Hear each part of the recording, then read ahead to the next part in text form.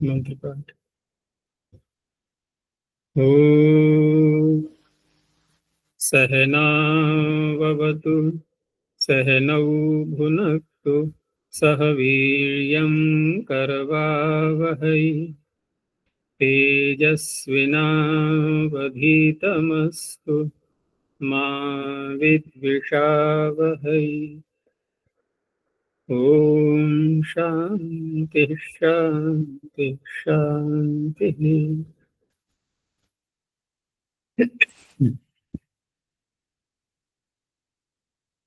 काशिका की 59वीं कक्षा, द्वितीय अध्याय का तृतीय पाठ प्रारंभ हो गया है। 12 सूत्रों तक हमने देखा। कोई प्रश्न है तो पूछो। आचार्य जी, प्रथम सूत्र में अनभिहित जो परिसंख्यान किया गया है तिंकृत तद्धित समास इनके द्वारा अनभिहित, तो इनके अतिरिक्त क्या होंगे जो इनको परिगणन करना पड़ा? यदि अनभिहित में परिसंख्यान न किया जाए तो तिंकृत तद्धित समास के अतिरिक्त किसी और प्रकार से भी यदि कारकों को अभिहित कर दिया गया है तो ये विभक्तियां प्राप्त नहीं होंगी, क्योंकि अनभिहित में हो रही है ना। ये परिसंख्यान नहीं करेंगे तो तिंकृत तद्धित समास के अतिरिक्त यदि और किसी प्रकार से भी इनको अभिहित कर दिया जाए तो अनभिहित नहीं रहे ये कारक, तो ये विभक्तियां प्राप्त नहीं होंगी। तो उदाहरण जो दिया था इन्होंने, कौन सा वाक्य था वो, कि कटम करोति, हाँ, कटम करोति भीष्मम उदारम दर्शनीय। अब यहाँ कट शब्द में जो द्वितीय व्यक्ति आई है ये कर्म कारक में आई है, ठीक है ना, ये कर्म कारक में आई है। और ये कर्म क्रिया के द्वारा, यह अभी क्रिया शब्द हम बोलेंगे नहीं, क्योंकि हम ये ले रहे हैं कि सामान्य रूप से किसी के भी द्वारा अनभिहित होना चाहिए, परिगणन नहीं कर रहे, ठीक है ना। तो यहाँ पर कट में जो कर्म है ये अनभिहित है, किसी के द्वारा नहीं कहा जा रहा है अभी। अच्छा, अब यहाँ पर अनभिहित होने के कारण से कर्मणि द्वितीया से द्वितीया हो गई। तो कर्मणि द्वितीया जो द्वितीय व्यक्ति लेकर के आई है कर्म कारक में, तो कर्म कारक अभिहित हो गया। अब तो अभिहित हो गया ना, इससे द्वितीया तो कर दी उसने, अनभिहित होने से द्वितीया की है। लेकिन अब कर्मत्व अभिहित हुआ या नहीं, है समझ में? अभिहित हुआ द्वितीय के द्वारा। अच्छा, द्वितीय किस में हो रही है? कर्म में हो रही है जी। अनभिहित कर्म में हो रही है। अभी तक तो अनभिहित है ये, और अभी तक अनभिहित है इसलिए जैसे किसी ने कोई वस्त्र नया खरीदा बाजार से, तो अब तक वो किसी के द्वारा पहना नहीं गया है, नया है ना ये। अब उसने स्वयं पहन लिया, अब भी नया है क्या? अब तो पहन लिया ना। जैसे कोई वस्तु हम खरीद के लाते हैं, तो हम नई वस्तु खरीद के लाए, अब किसी और को बेचेंगे तो फर्स्ट हैंड होगी या सेकंड हैंड होगी? वो फर्स्ट हैंड। नहीं, अगर हम किसी और को देंगे तब वो सेकंड हैंड कहलाएगी ना अब, क्योंकि हमने उसको ले लिया था पहले। तो ऐसे ही यहाँ पर अब तक जो कर्म अनभिहित था, कट कर्म, कट में जो कर्म है वो अनभिहित था, और कर्मणि द्वितीया ने उसमें द्वितीया कर दी। अब कर्म अभिहित हो गया कि नहीं? अब तो हो गया ना अभिहित। घबराओ नहीं, हम कुछ करने नहीं जा रहे इसमें। ऐसा नहीं है कि कर्म द्वितीया को ना लगाया जाए, वो तो लग चुका है, उसने अपना काम कर दिया और कर्म अभिहित हो गया। अब इसके जो अन्य विशेषण हैं, ठीक है ना, भीष्म, उदार, दर्शनीय, जो भी शब्द आ रहे हैं, या और भी हम बढ़ा सकते हैं, शोभन आदि कुछ भी जोड़ लो, इनमें भी हम कर्म मान करके द्वितीया कर रहे थे। है ना, अनभिहित से। लेकिन वो द्वितीया तो अभी, वो कर्म तो अभिहित हो गया।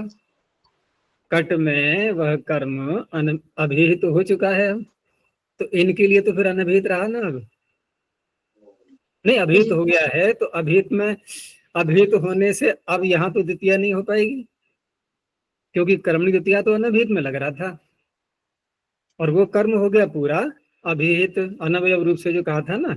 यहाँ देखो एक अशुद्धि भी संभाल लेना, इसमें जो पद्मंजलि में दिया है ना, इसमें अशुद्धियां बहुत आ जाती हैं पुस्तक में, तो उससे जो है माथापच्ची करते रहोगे, पकड़ में नहीं आएगा वाक्य।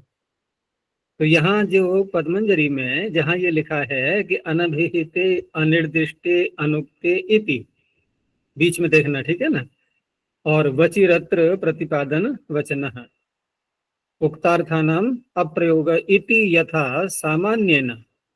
अब क्या है आगे शब्द, अभिहिते। बस इसको ये गड़बड़ कर रहा है ये, यहाँ है अनभिहिते। अब अभिहिते जोड़ के ये करते रहो माथा पच्ची, अर्थ बनेगा ही नहीं। ये अनभिहित है, ना छूट गया इसमें। चलो अब उसको मत देखो, अब फिर बाद में देखते रहना। तो अनभिहित सामान्य रूप से जब तक कर्म अनभिहित था, उस कर्म में द्वितीया हो गई तो कर्म हो गया अभिहित। अब वही कर्म हम उनमें ढूंढ रहे हैं, भीष्मोदार दर्शनीय आदि विशेषणों में। तो वहां तो अनभिहित नहीं है, वो तो अभिहित हो चुका, उसमें द्वितीया आ गई है। अब ये क्या रह गई, ये सामान्य रह गए ऐसे ही। अब इसमें द्वितीया कैसे हो, और इसमें द्वितीया नहीं होगी तो क्या होगी, प्रथमा होगी, फिर बड़ा अटपटा सा वाक्य लगेगा। ठीक है ना, अभिहित है प्रथमा, अभिहित हो गए ना ये। अच्छा, अब ये जो कर्म अभी अभिहित किया गया, ये किसके द्वारा किया गया, द्वितीया के द्वारा। द्वितीया व्यक्ति के द्वारा, ठीक है ना, द्वितीया में कर्म, यानी कर्म में द्वितीया आ गई तो द्वितीया ने कर्म को कह दिया। और हमने अब कर दिया परिगणन कि आपको जो अनभिहित देखना है वो किस किस के द्वारा अनभिहित हो, मतलब किस किस के द्वारा यदि उक्त हो जाए तो उस अवस्था में तो वहां तिंग कृत तद्धित समास, इनके द्वारा यदि अभिहित हो जाता है तब, द्वितीया के द्वारा अभिहित नहीं। ये द्वितीया एक पांचवा हो गया ना, तिंग कृत तद्धित समास, चार तो ये हो गए। अब इन चार की हम परिगणना न करें तो हम 5, 10, 15, 100 कितने भी ले सकते हैं, कहीं से किसी प्रकार से भी अभिहित हो जाए। तो कहा कि नहीं, द्वितीया के द्वारा यदि अभिहित है कर्म तो उसको अभिहित नहीं माना जाएगा, वो अनभिहित ही रहेगा फिर भी। ठीक है ना, तो इस तरह से ये अनभिहित है। अनभिहित होने से भीष्मोदार दर्शनीय जो उसके विशेषण आ रहे हैं उनमें भी हो जाएगी द्वितीया। कई प्रकार से विचार कर सकते हैं। एक तो ये उत्तर हो गया, परिगणन करने से हमें ये सुविधा हो गई कि हम द्वितीया से अभिहित को अभिहित नहीं मानेंगे, हम केवल तिंकृत तद्धित समास से अभिहित होने से ही मानेंगे। ठीक है ना, एक तो ये हो गया। दूसरा हम ये भी सोच सकते हैं, क्योंकि पूर्व पक्षी तो सूत्र के पर जो शब्द है, पद है, उसको खंडित करने का प्रयास करता ही है अपना, तो वो ये भी कह सकता है कि द्वितीया ने जिस कर्म को अभिहित किया है अभी, वह कर्म सारे विशेषणों से युक्त है। अभी इस वाक्य में भीष्म उदाहरण दर्शनी में जो विशेषण आ रहे हैं ना, वो कट है कैसा कि भीष्म है, उदार है, दर्शनी है, ये सारी विशेषताओं से युक्त है, तो वो कर्म भी सारी विशेषताओं से युक्त हो गया। तो सारी विशेषताओं से युक्त होने पर जब पूरा पूरा कर्मत्व तो अभिहित हो जाएगा तब अभिहित माना जाएगा। हमने कट में तो द्वितीया कर दी, लेकिन जो विशेषताएं रह गई वो तो अभी अनभिहित रह गई। जो विशेषताएं हैं उसकी वो तो अभी अनभिहित रह गई।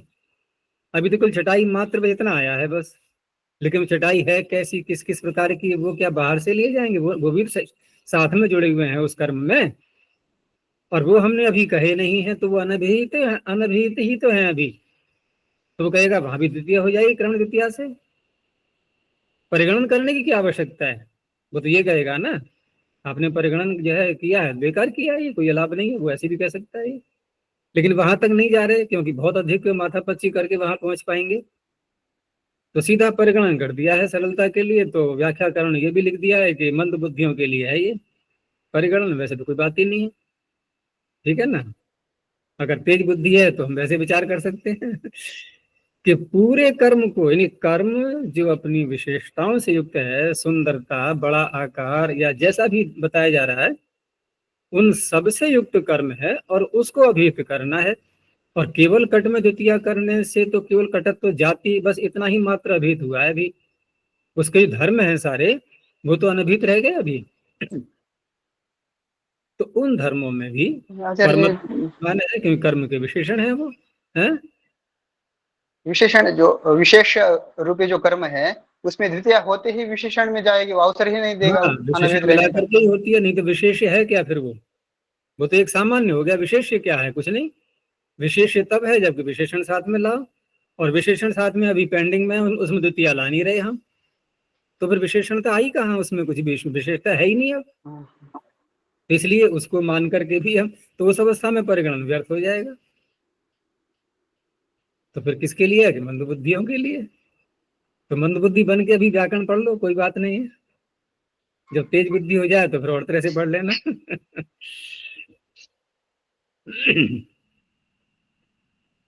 आचार्य जो आगे बहुशु बहुवचनम इस सूत्र में विशेषण के रूप में इस अनभिहित को ले जाना है करके, ये पूरा अर्थ इन्होंने किया है।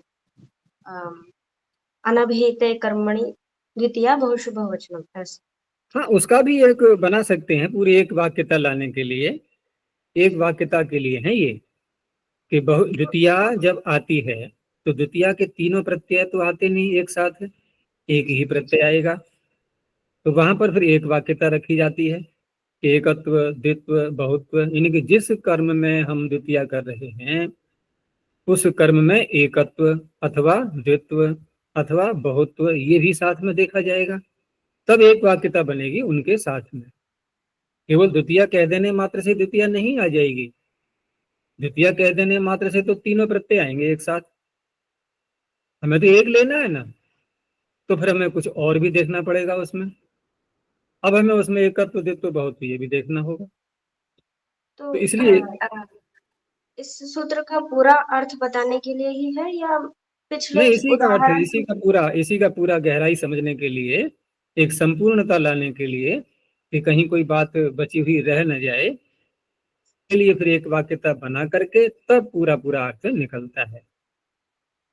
और फिर और अधिक बढ़ाएंगे हम, तो फिर वो भी लाओ कि कर्तुरिषितमम कर्म, उसको भी जोड़ो साथ में, कि कर्म है क्या। ये बात तो फिर पूरी बहुत फैल जाएगी ना। अधिक विस्तार भी कर सकते हैं हम, कि कर्तुरिषितम कर्म, कर्म संज्ञा भी तो हुई है पहले, उस कर्म में द्वितीय कर रहा है ये, कि कर्म क्या है ये भी समझना होगा साथ में। फिर अब द्वितीय कर ली, द्वितीय के तीन है, फिर वहां भी एक लाना है हमें, उसको भी जोड़ दिया। तो प्रक्रिया उतना ग्रंथ न में यही तो सब आचरित है। है। प्रक्रिया ग्रंथों में इन्हीं को सबको ये क्रम ऐसा रखा है। यहाँ तो केवल इतना मात्र जो है इसलिए जोड़ा है एक वाक्यता में कि द्वितीय लाई जा रही है, तो द्वितीय से संबद्ध जो अतिरिक्त विषय था, एकत्व, द्वित्व, बहुत्व, वो भी साथ में जोड़ दिया गया। तब हो जाएगा कर्म के एकत्व में, कर्म के द्वित्व में, कर्म के बहुत्व में द्वितीय आई। तो द्वितीय आते ही छटनी होकर के आएगी। अब एकत्व है तो अम आएगा, द्वित्व है तो औ आएगा, बहुत्व है तो शस आ जाएगा, ऐसे कर। अच्छा जी, ये जो एकत्व द्वित्व बहुत्व, ये हम विशेष्य में ला रहे हैं कट, तो विशेषण भी उस हाँ, एकत्व द्वित्व विशेष बहुत्व में आ विशेष तो जाएंगे। यही रहा, विशेष तो कट ही रहा, कट विशेष्य रहा, एकत्व उसका विशेषण बन गया, द्वित्व विशेषण बन गया, इधर ये अन्य विशेषण आ गए, शोभन, उदार, दर्शनीय, भीष्म आदि, ये भी विशेषण बन जाते हैं। तो सारे विशेषण ही बन जाएंगे, जितने भी अन्य धर्म आएंगे वो सब विशेषण की ही भूमिका निभाएंगे, क्योंकि कट जाति को तो हमने केवल कट शब्द से इतने से ले लिया, लेकिन कट कह देने मात्र से एक भी विशेषण नहीं आया। मनुष्य कह देने मात्र से कोई विशेषण नहीं है। अब विशेषण लगाने के लिए हमें बहुत सारी बातें अतिरिक्त बोलनी होंगी, ठीक है ना। उनके लिए उनके वाचक शब्द लाने होंगे, तब विशेषण बनता है। केवल कट कह देने मात्र से कोई विशेषता आएगी? वो तो सामान्य कट है बस केवल। तो कट में जो एकत्व आई है कि एक कट, ये जो एक वचन आया है, हाँ, और उनके विशेषणों में जो एक वचन आया है, तो विशेषणों में विशेष, एक वचन। हाँ, नहीं, हाँ, द्वितीया के 3 वचन है ना, तो कट में हम कौन सा लाएंगे? द्वितीया तो तीनों है। जब कट एक में हम वचन, अम प्रत्यय लाएंगे, तो अम प्रत्यय के लिए एकत्व भी तो देखना पड़ेगा हमें। कट में एकत्व है कि द्वित्व है? द्वित्व है तो नहीं ला सकते अम प्रत्यय, तो आउट लाएंगे फिर। तो हमने वो जो एकत्व विशेष्य कट में देखा, विशेषण में भी देखेंगे। विशेषण में क्या देखेंगे? अम में भी कोई व्यक्ति लानी है क्या? नहीं, दर्शनीय में जो प्रत्यय लाए थे विभक्ति। दर्शनीय उसी का ही तो विशेषण है। एकत्व एकत्व एकत्व धर्म से युक्त कट का विशेषण है वो। जी, विशेषण से युक्त विशेषण बनता है, क्योंकि विशेषण तो कट में जो अन्य धर्म है सारे वो सब ले लिए जाएंगे। नया है, पुराना है, वो भी सारी बातें पहले से उसमें समाविष्ट होंगी। हमने कह दिया शोभन है, सुंदर है, लेकिन सुंदर है तो नया और पुराना ये कि भाई वो उसमें देखो पहले से अब है कि नहीं है। जैसा है हम उसी को नया बोल रहे हैं, पुराना है तब भी हम सुंदर बोल रहे हैं, नया है तब भी सुंदर बोल रहे हैं, बड़े आकार का है, पुराना है तब भी बड़े आकार का है, नया है तब भी बड़े। ये धर्म तो पहले से होंगे ना उसमें।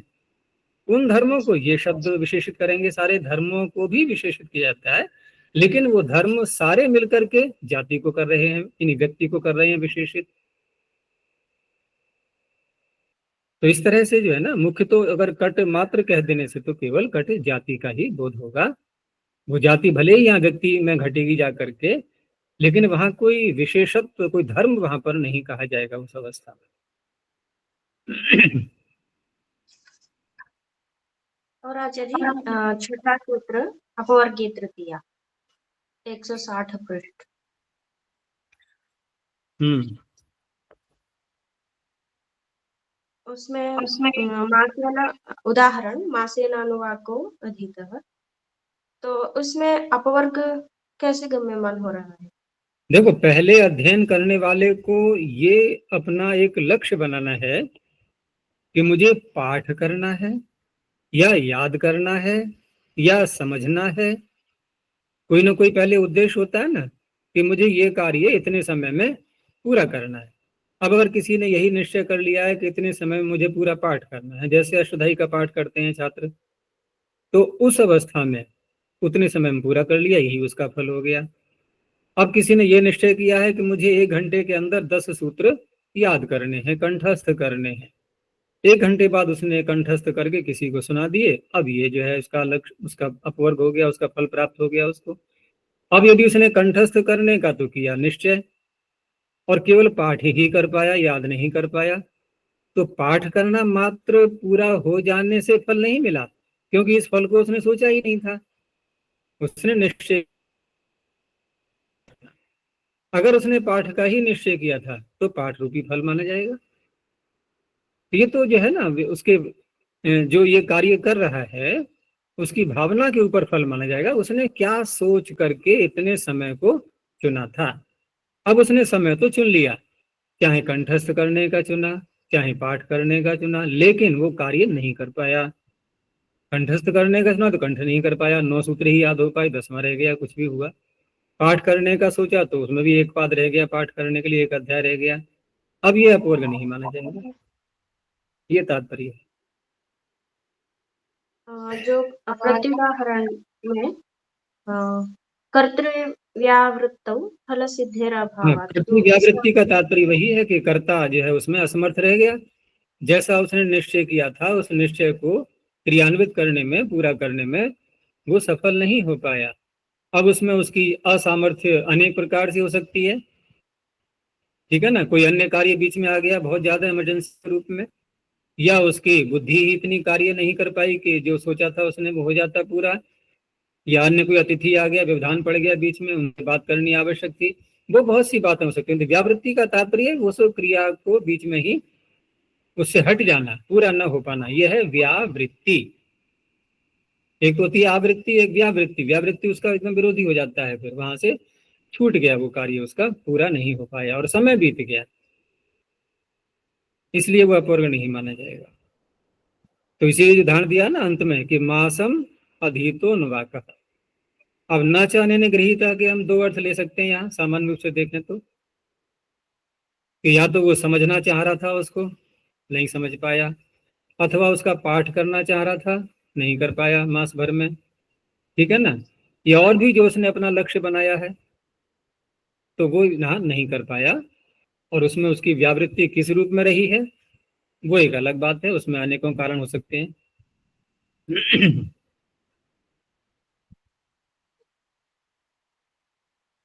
और आचार्य सप्तमी पंचमी कारक मध्य अगले सूत्र में जो कर्तृशक्ति और मध्य काल, तो अद्य भुक्त्वा देवदत्तोद्य है भोक्ता, तो जो देवदत्त है आज खाया ये एक, और खाएगा ये एक, यही है क्या शक्ति कर्तृशक्ति यहाँ पे? आवाज धीरे हो जाती है बोलते बोलते, अंतिम वाक्य नहीं सुनाई दिया। कि आज खाया और खाएगा, भुक्त्वा और भोक्ता, क्या यही कर्तृशक्ति है दोनों? हाँ, काल भेद हुआ, काल भेद हुआ, अद्य और आगे जो है 2 दिन बाद का, 2 काल हुए।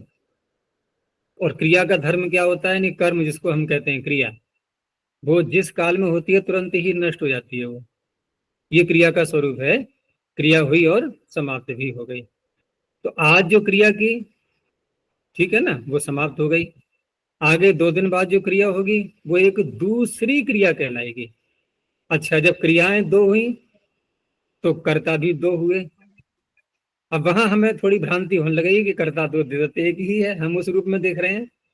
लेकिन जिस समय वो क्रिया कर रहा है उस समय की कर्तृत्व शक्ति वो एक संख्या वाली है। 2 दिन बाद जो उसने क्रिया की है वहां की कर्तृत्व शक्ति ये संख्या 2 बन जाएगी। तो कर्तृत्व शक्ति 2 हो गई, क्योंकि उदाहरण उन्होंने 2 प्रकार से दिखाए थे ना। एक तो ये है, बल्कि अंतिम वाक्य में तो कई प्रकार से हो गए थे। यहाँ इन्होंने कर्ता एक ही रखा है, लेकिन उसमें जो भेद दिखाया है वो कर्तृत्व शक्ति की 2 संख्याएं बन चुकी हैं। तो 2 कर्तृत्व शक्ति की संख्याएं हो गई, तो 2 कर्ता मान करके, ठीक है ना, कारक मध्य। अब 2 प्रकार है, क्योंकि 2 कर्तृत्व शक्ति है, 2 बार कारक बना देवदत्त। और होता भी है कि आज जो उसने क्रिया की है उसमें जो उसकी ऊर्जा जो व्यय हुई है, अगली क्रिया में क्या वो ऊर्जा काम करेगी पहले वाली? एक नई ऊर्जा चाहिए ना। सब कुछ नया ही है, स्थान नया है, जो कुछ भी है सब कुछ नया है, ठीक है ना। तो एक तो ये हो गया। और ये तो इसमें लिखा है ना अंत में कि कर्तृशक्त्योर मध्य काल। कर्तृशक्ति 2 है, कर्ता 2 नहीं, उसकी शक्तियां 2 हैं। और दूसरे में तो फिर कई प्रकार से हो गए, वहां कर्ता और कर्म, कर्म और अपादान, कर्म और अधिकरण, वहां भिन्न भिन्न है, ठीक है ना। और वहां पर शब्द भी भिन्न भिन्न है उनके, जिनमें ये कारकत्व धर्म आ रहा है वो शब्द भी भिन्न भिन्न है। उसमें एक इस रूप में भी लिया है इन्होंने कि शब्द प्रयोग में भले ही नहीं आ रहा है, जैसे पहले वाले में तो है कर्ता और कर्म, तो कर्ता में तो ये ईश्वास आ ही गया, ठीक है ना। इहस्थो अयम विश्वास क्रोशे लक्ष्यम विध्यति, तो कर्ता कौन है यहाँ पर? विश्वास, उसका दिखाई दे रहा है हमें शब्द। और कर्म कौन है? लक्ष्य, वो भी दिखाई दे रहा है, ठीक है ना। उसके बीच में क्रोश शब्द आ गया, अध्ववाचक। और दूसरा है कर्म और अपादान, तो कर्म और अपादान में कर्म कौन दिखाई दे रहा है? वो भी लक्ष्य दिखाई दे रहा है। और अपादान में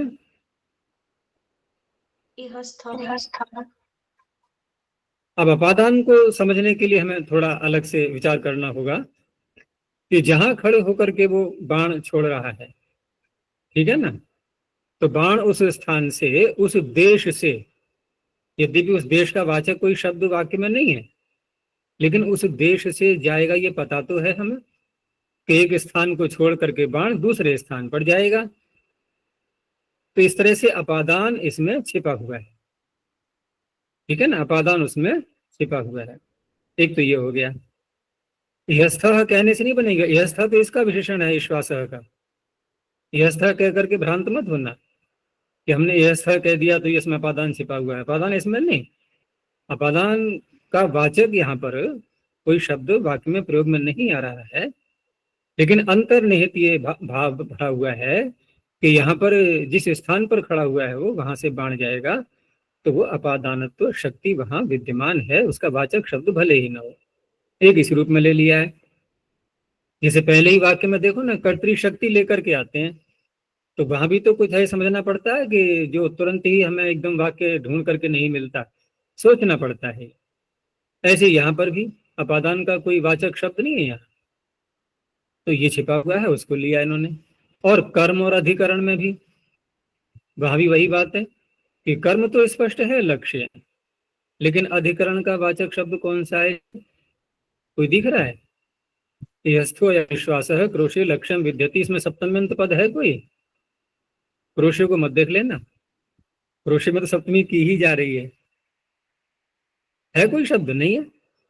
पंचम्यंत कोई शब्द नहीं है अपादान के लिए बताने को, और सप्तम्यंत भी कोई नहीं है अधिकरण बताने को। तो ये अधिकरण भी एक समझने की बात है कि यहां से बाण चला तो कहीं जाकर के आधार बनेगा नहीं, उसका कोई गिरेगा, जहां पर नहीं गिरेगा, कोई स्थान तो है उसका ऐसा, और वो निश्चित है, भले ही मत बोलो आप।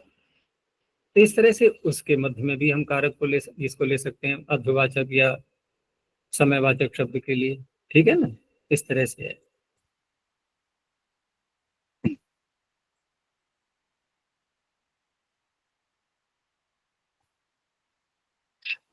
और हो गया। चलिए, चलो आगे अपादान देखते हैं। अपादान कारक शब्द भी इसमें इससे छिपा हुआ ऐसा है कि हम निकालेंगे कि क्रोश भर अंतर बताया जा रहा है। पूर्व कोश, कोश का पूर्व भाग है वो अपादान है। चलो ऐसे ले लो, क्या उसका वाचक शब्द है कोई? अपादान पंचमी होती है ना, कौन सा है? पंचम में तो नहीं है ना, वही भी कह रहा हूँ, है तो नहीं, विचार तो करना ही है। तुरंत हम निकाल के दिखाते हैं उसको, देखो ये रहा, जैसे लक्ष्य को दिखा दिया हमने, ऐसे तो नहीं है ना कोई। चलो तो आगे देखो, चतुर्थी संप्रदान है।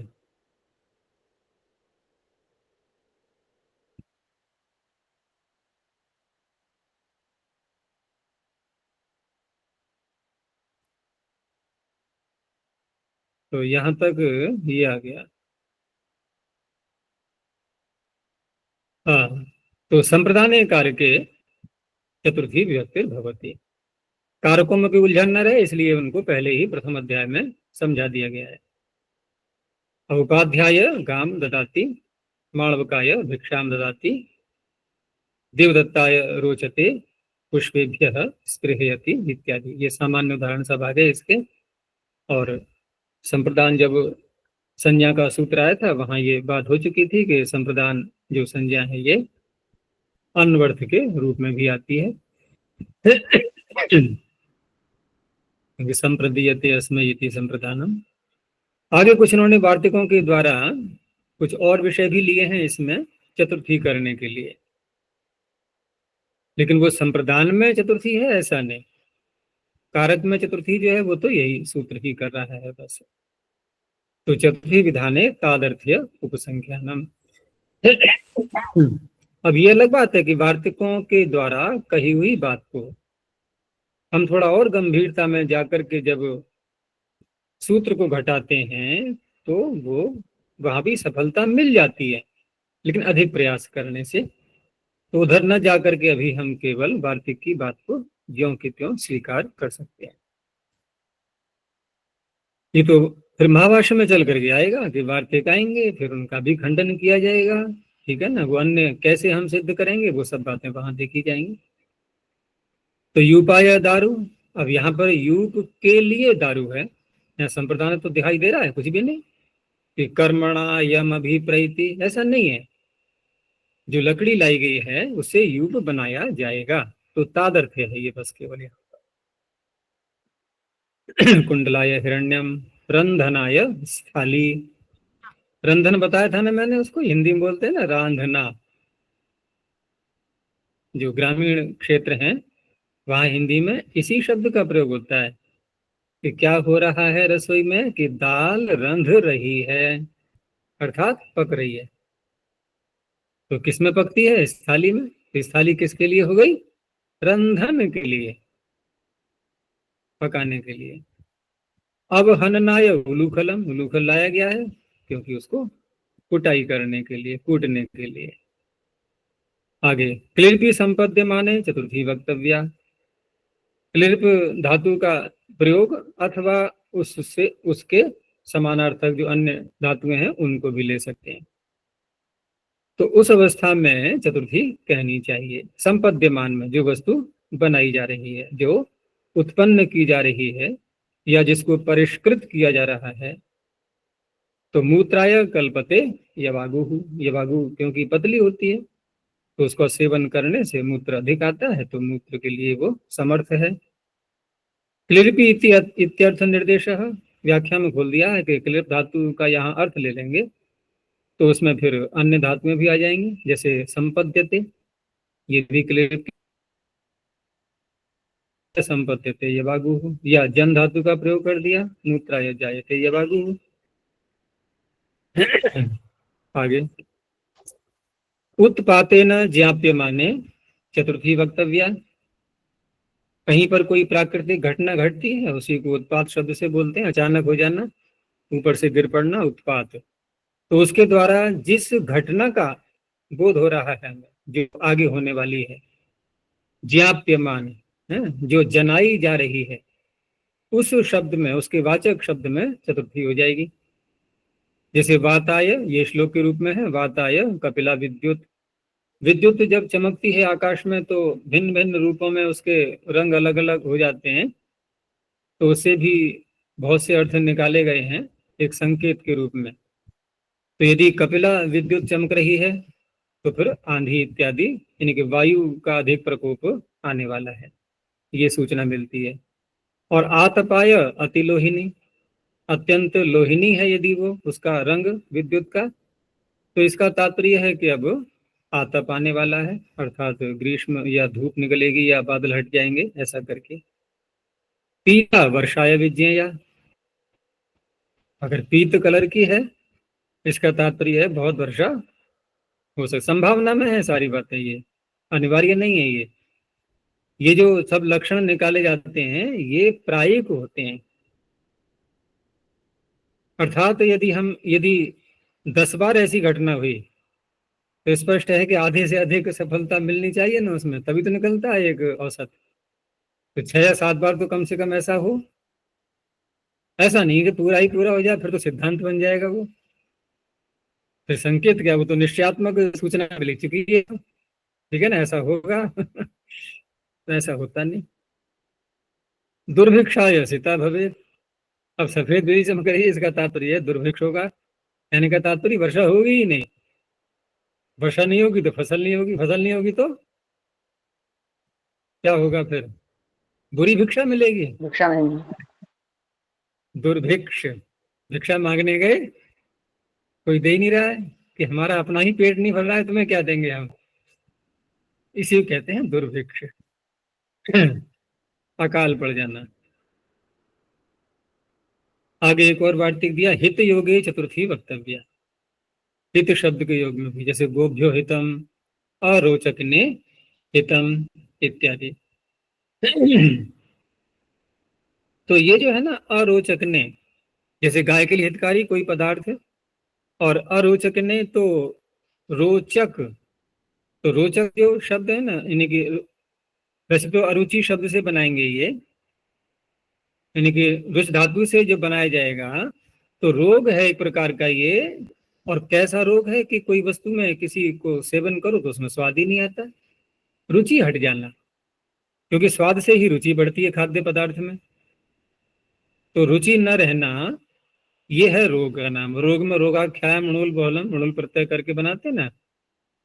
तो अरोचक शब्द ये तो हो गया रोग का वाचक, और अरोचक हस्य अस्थिति, अरोचकी जिसको वो रोग लगा हुआ है उस रोगी को कहेंगे अरोचकिन। तो अरोचकिने हितम, इन ऐसी कोई औषधि जो रुचि उत्पन्न कर दे, अरोचकी के लिए हितकारी।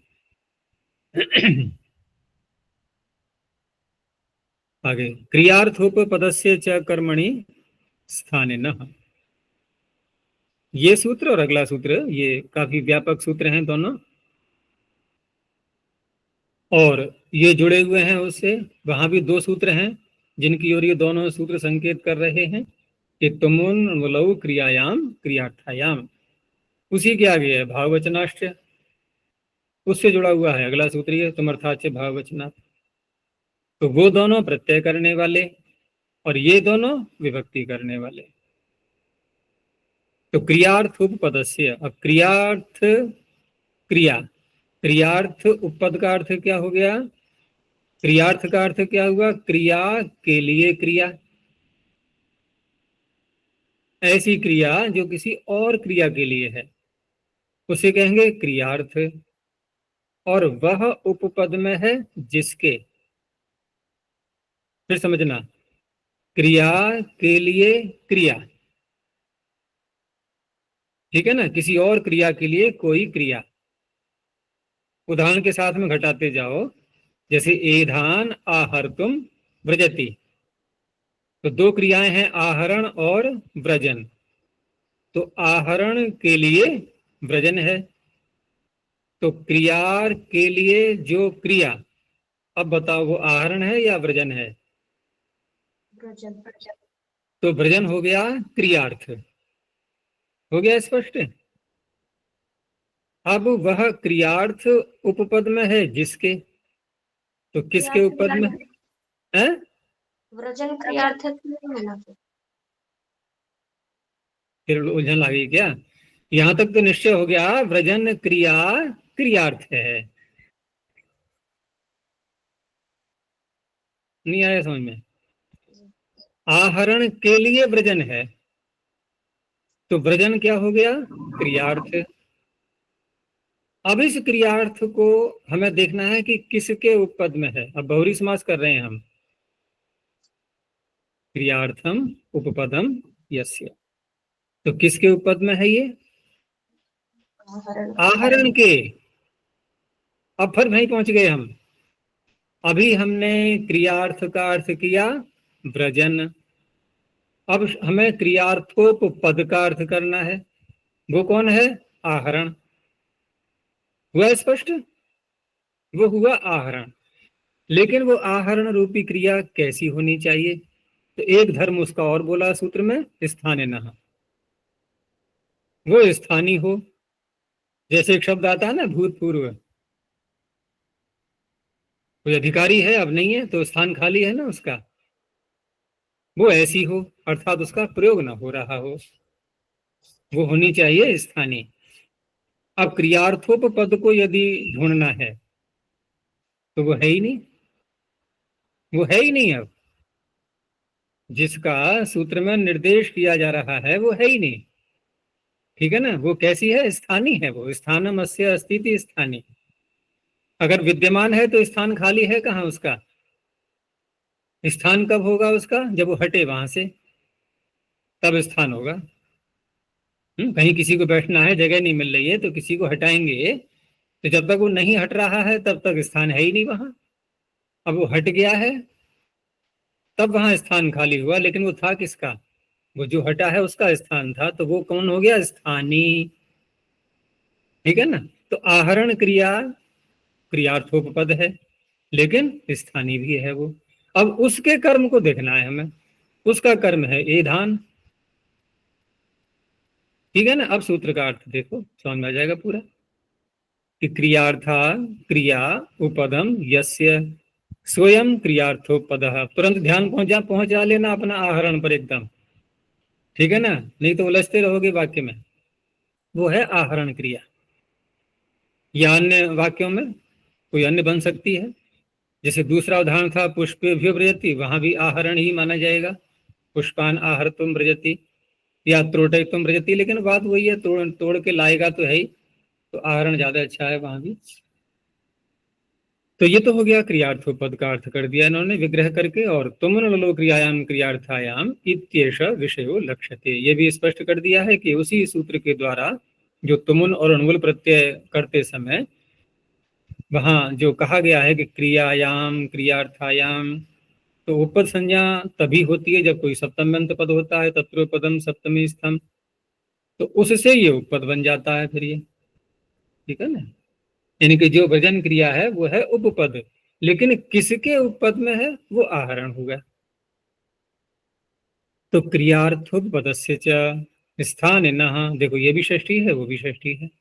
वो कैसी होनी चाहिए क्रियार्थोपपद, अर्थात आहरण स्थानीय होना चाहिए। अब स्थान न के अर्थ को खोला, अप्रयोज्यमानस्य, प्रयोग उसका होना नहीं चाहिए। प्रयोग होगा तो ये सूत्र हट जाएगा कि नहीं अब मैं नहीं करूंगा चतुर्थी विभक्ति। तो ऐसी धातु, ठीक है ना, अप्रयोज्यमानस्य आहरण जो है, ऐसे धातु कर्मणि कारके, उसके कर्म कारक में वो है ईधान, चतुर्थी विभक्ति भवति। तो कर्म में तो द्वितीय कर्मणि द्वितीय से हो ही रही थी, तो उसका अपवाद माना जाएगा, द्वितीयापवादोयम योगः। एदेभ्यो व्रजति पुष्पेभ्यो व्रजति। अब यहाँ देख लो, एधान आहर्तुम व्रजति, आहर्तुम का प्रयोग करना नहीं है, वो छिपी हुई है, और उसी को बार बार ये सूत्र के शब्द बोल रहे हैं। क्रियार्थोपद से भी उसी को बोल रहा है जो नहीं है, स्थाने न भी उसी को बोल रहा है जो नहीं है। हमें करना है उसके कर्म में, तो कर्म में दिख रहा है बस। अगर कर्म भी स्थानीय बन जाए तो चतुर्थी किस में करेंगे? तो वो तो विद्यमान है ही, उसमें चतुर्थी कर दी गई है। अब यहाँ पर ऐसे नहीं बोलेंगे ए धान व्रजति, ठीक है ना, अब बोलेंगे ए धेभ्यो व्रजति। बस यही कार्य है इस सूत्र का, पुष्पेभ्यो व्रजति। अब प्रधान में और बात स्पष्ट हो जाएगी। अब कि पहले आक्षेप किया कि क्रियार्थो पदस्य इति किम, अब इसको यदि हटा दें तो क्या चीज वाक्य में नहीं मिलेगी हमें? अब जो वाक्य आगे प्रधान के रूप में आएगा उसमें क्या नहीं होगा? बाकी सारी बातें घटानी है, ध्यान रखना। स्थान न पर आक्षेप नहीं है अभी,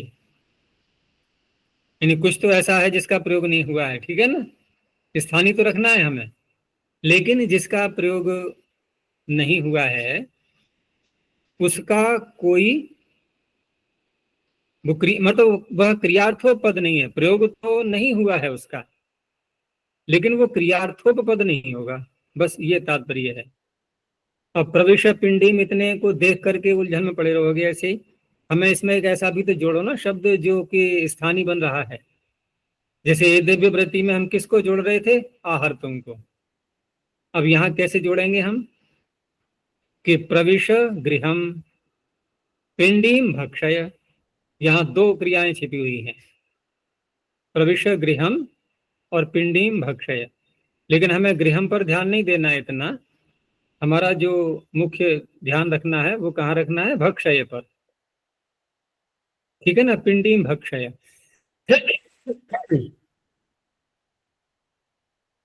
अब यहाँ प्रविश गृहम पिंडीम भक्षय, इस वाक्य को उस वाक्य से तुलना करो कि एधान आहर्तुम व्रजति, उसको पूरा करके बोलो, इसको भी पूरा करके बोलो, क्या अंतर दिखाई दे रहा है? एधान आहर्तुम व्रजति, ईंधन को लाने के लिए जा रहा है, और यहाँ क्या है? प्रविश गृहम पिंडीम भक्षय। यहाँ दो वाक्य पृथक पृथक लग रहे हैं? नहीं, क्रियाएं भी दो आ रही हैं कि घर में प्रवेश करो और पिंडी को भक्षण करो, पिंडी को खाओ। क्या वहां ऐसा था? नहीं था वहां पर। तो यहाँ प्रविश गृहम पिंडीम भक्षय, और वैसे अर्थ उसके तरह से घटाएं हम तो क्या होना चाहिए था अगर वैसा ही वाक्य बनाए तो? भक्षण के पिंडी भक्षण के लिए प्रवेश करो है? भक्षितुम भक्षयति। हाँ, प्रवेश यानी कि पिंडीम भक्षयितुम गृहम प्रविश, ऐसे यदि वाक्य बनाएंगे तब तो वो हो जाएगा वहां पर के पिंड्यई गृहम प्रविश, पिंडीम भक्षयितुम गृहम प्रविश। अगर इस तरह से हम खोलते हैं इसको तब तो ये सूत्र का ही विषय बन जाएगा पूरा, लेकिन उस तरह से वाक्य नहीं आ रहा है ये यहाँ, क्योंकि इन्होंने दिखाना है प्रधान। तो एक चीज और ध्यान रखना कि काशिकाकार को तो मैंने पीछे भी कहा था कि उसको तो प्रधान दिखाना ही है, तो कहीं कहीं पूरा पूरा नहीं घटता है ना, मामूली सा भी अंश यदि कहीं घट रहा हो तो उसको भी दे देते हैं वो।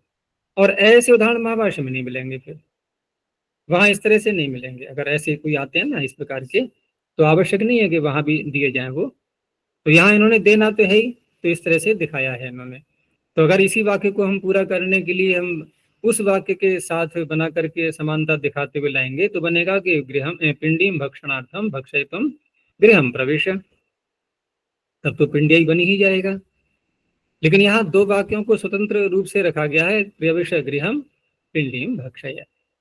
तो उस अवस्था में स्थानीय तो है वो, भक्षय का यहाँ प्रयोग नहीं हो रहा है, ठीक है ना, भक्षय का प्रयोग यहाँ पर नहीं हो रहा है।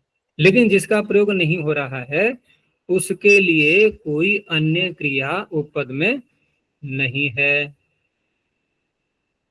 क्या? जैसे वहां पर ब्रजति क्रिया है नहीं है, पुष्पेभ्यो ब्रजति, यहाँ पर न तो गृहम प्रविश जो कहा गया है ये तो अलग वाक्य बन गया, ये अलग वाक्य बन गया स्वतंत्र, ठीक है ना, ये तो अलग वाक्य बन गया ना पूरा, कि घर में प्रवेश करो, बस वाक्य समाप्त हो गया। अब पिंडीम भक्षय, अब पिंडीम भक्षय में भक्षय छिपा तो है, स्थानीय तो है, ठीक है ना, लेकिन उसके लिए कोई अन्य क्रिया उपपद में नहीं है, इसलिए क्रियार्थोपपद नहीं है वो स्थानीय होते हुए भी। अब उसका जो कर्म है, कर्म तो पिंडीम भक्षय का ही है, उसमें आपत्ति नहीं है, अब उसमें चतुर्थी नहीं होगी। हो गया स्पष्ट? अब ऐसे ही अगले वाक्य में देख लो, वहां भी ऐसे ही पूरा कर लो कि प्रवेश गृहम और तर्पणम कुरु कह सकते हैं, तर्पण करो, या फिर तर्पण में कोई वस्तु पीने की है तो वहां पर तर्पणम पिब ऐसा भी कह सकते हैं। अब ये तो वाक्य पूरा करने के लिए कुछ भी हम कल्पना कर सकते हैं। न्यासकार ने यहाँ पर इन्होंने पिब को माना है, पिबती को, पिबती स्थानी, प्रविश तर्पणम इत्यत्रापि पिबती ही स्थानी, यानी कि तर्पणम पिब ऐसा कहना चाह रहा है वो। तो ठीक वैसा ही है यहाँ भी, जैसा पूरा पहले वाला था ऐसे ही है। काश्यकार ने केवल पहले वाले उदाहरण को खोला है कि भक्षिरत्र स्थानी, यहाँ स्थानीय कौन है? भक्षी, लेकिन क्रियार्थोपपद नहीं है, उसके उपपद में कोई अन्य क्रिया नहीं है, जैसे वहां पर ब्रजति क्रिया विद्यमान थी। भक्षिरत्र स्थानीय न तो क्रियार्थोपपद। आगे देखो कि कर्मणि इति किम। अब देखो अन्य सारी बातें देखनी है हमें, ठीक है ना, क्रियार्थोपपद भी मिलेगा हमें, स्थानीय भी मिलेगा, लेकिन कर्म नहीं होगा वाक्य में। जैसे एधेभ्यो व्रजति शकटेन, अब वाक्य पूरा करो, जैसे वहां था एधान आहर्तुम व्रजति, जोड़ो वैसे ही, एधान आहर्तुम व्रजति शकटेन। कोई ये कहे यहाँ पर कि आपने कहा कर्मणि इति के, और आप दे रहे हैं प्रत्युदाहरण, और आप एधेभ्य में चतुर्थी भी कर रहे हैं, भ्रांति हो सकती है ना कि ये कहाँ बना प्रत्युदाहरण। भाई जो मुख्य उदाहरण है वहां है एधेभ्यो व्रजति, और यहां भी देखो लिखा है एधेभ्यो व्रजति, तो ये प्रत्युदाहरण बना, ये तो उसके अनुकूल बन गया ना उदाहरण, ये प्रत्युदाहरण कहाँ हुआ। तो इतने में नहीं देखना, यहाँ तो हो जाएगा, ये बताना उद्देश्य नहीं है यहाँ पर। पूरा वाक्य तो ऐसे ही बोलना है हमें कि एधान आहर्तुम व्रजति शकटेन। अब यहाँ क्या कहना चाह रहे हैं कि आप एधान में तो कर सकते हो चतुर्थी, उसमें आपत्ति नहीं है हमें, लेकिन शकटेन में नहीं कर सकते। यदि यहाँ कर्मणि नहीं कहा जाएगा तो एधान में भी होगी चतुर्थी और शकटेन में भी होगी, फिर दोनों में होने लगेगी, केवल कर्म में करनी है, ये तात्पर्य है। स्थान न इति किम, अब यहाँ तो फिर पूरा वाक्य बोल ही दिया गया, स्थानीय बनाया ही नहीं गया उसको, आहर तुम वाक्य में आ रहा है। अब एधेभ्य आहर तुम ऐसे नहीं बोल सकते, अब एधान आहर तुम रहती ऐसा ही कहना होगा। अगर एधान में चतुर्थी करनी है तो आहर तुम को हटाना होगा, तब होगी। चलो आगे देखो, तुमर्थाच भाववचनात्, तो वहां जो भाववचनाश्रय सूत्र आगे आता है उसका भी तात्पर्य वही है कि तुम उनके ही अर्थ में, अर्थात क्रियार्थ क्रिया वाला पूरा विषय लेते हुए, और जहां वो तुमुन और अणुल दो प्रत्यय किए गए हैं, तो उसी अर्थ को कहने के लिए उसी स्थिति में वहां भाववाचक प्रत्यय भी हो जाते हैं। तो अब इस तरह से 3 प्रकार के हम प्रत्यय कर सकते हैं। क्रियार्थ क्रिया उपपद होने पर 3 प्रकार के प्रत्यय कौन कौन से? तुमुन, णुवुल और भाववाचक प्रत्यय। अब भाववाचक प्रत्यय में घाय ले लो और ल्यूट ले सकते हैं, ठीक है ना, जो भी भाव में आ रहे हैं प्रत्यय वो ले सकते हैं। तो अब यहाँ पर पिछले सूत्र ने तो पहले वाले सूत्र के विषय को ले लिया, और इस सूत्र ने अगले वाले सूत्र के विषय को लिया। तो अगला वाला सूत्र जब भाववाचक प्रत्यय लाएगा तो उन भाववाचक प्रत्ययों में ये चतुर्थी करेगा वहां पर उस शब्द से जहां भाववाचक प्रत्यय है। तो तुमना समानार्थस तुमर्थ, तुमर्थ भाववचन प्रत्यांतात् प्रातिपदिकात् चतुर्थी व्यक्तिर्भवति। ठीक है, भाववचनाश्रति वक्ष्यति, ये आगे आएगा तीसरे अध्याय में। तस्य इदम ग्रहणम, उसी का यहाँ पर ग्रहण है। अब वाक्य कैसा है ये प्रारंभ में कि पक्तुम व्रजति, यही तो है ना, पकाने के लिए जाता है। अब पाणिनि जी क्या कह रहे हैं कि आपने पक्तुम में जो तुमन किया, ये तुमन किससे किया? तुमन लो क्रियायाम क्रियार्थायाम, उससे आपने तुमन किया है। तो पाणिनि कह रहे हैं कि इस तुमन की जगह आप भाववाचक प्रत्यय भी ला सकते हैं। तो भाववाचक प्रत्यय आ गया, पाक बन गया घय प्रत्यय ला करके। अब उस पाक में ये सूत्र कहता है कि यहाँ चतुर्थी करनी है। तो इस तरह से भाववचनाश्रय जो सूत्र है उसके तुरंत लगने के बाद, ठीक है ना, उसके लगने के बाद तुरंत ही ये लगेगा। बिना इसको लगाए हम शब्द जो है उसका प्रयोग नहीं कर सकते। जैसे एक वो आता है ना, पितृ प्रत्यय द्वितहक्त्री है, तो क्या लगाते हैं तुरंत? त्रेर्मम नित्यम, तुरंत लगाना पड़ता है, प्रयोग कर ही नहीं सकते एक त्रि प्रत्यय का अकेले का। ऐसे ही यहाँ पर भी कि पाक बना लिया हमने, अब बैठे हैं, जब तक ये सूत्र नहीं आएगा प्रयोग के अनुकूल वाक्य नहीं बनेगा। तो पाकाय व्रजति, त्यागाय व्रजति, भूतय व्रजति, संपत्तय व्रजति, इस तरह के बन जाते हैं वाक्य। तुमर्थादित्य किम, अब यहाँ जो पाक है, त्याग, याग, राग में घय प्रत्यय आया है, ये तुमर्थ में नहीं है। तुमर्थ का तात्पर्य क्रियार्थ क्रिया उपपद होने पर, ये ध्यान रखना है, यही तुमर्थ लेना है यहाँ पर। ये केवल भाव संप्रदान संज्ञा नहीं हो पा रही है, इसलिए सब करना पड़ रहा है। नहीं हो पा रही है, हो जाती तो फिर क्या समस्या थी? फिर ये 2 सूत्र हमें और जो है कम पड़ जाते याद करने के लिए, सरलता रहती थोड़ी। संख्या जितनी कम हो जाए सूत्रों की उतना अच्छा है, ठीक है ना। होते होते एक ही सूत्र रह जाए वृद्धादि, बहुत अच्छी बात है फिर तो। इसीलिए सूत्र बढ़ रहे हैं अब ये। भाववचनादित्य की, अब यहाँ देखो, यहाँ कारको प्रजाति में तुम उनके अर्थ में प्रत्यय तो है, तुम उनका तात्पर्य वही क्रियार्थ क्रिया होना, तो वो तो प्रत्यय आ गया अणुवल तुम लोग सूत्र से। तो वहां ये सूत्र थोड़ा लगेगा कि कार्य का है प्रजाति कहने लगे हैं हम। अब ये कुछ और आ रहे हैं, और वही सारी उपपद्युक्तियां हैं ये कि नमः स्वस्ति स्वाहा स्वधालम वषड योगाच्च।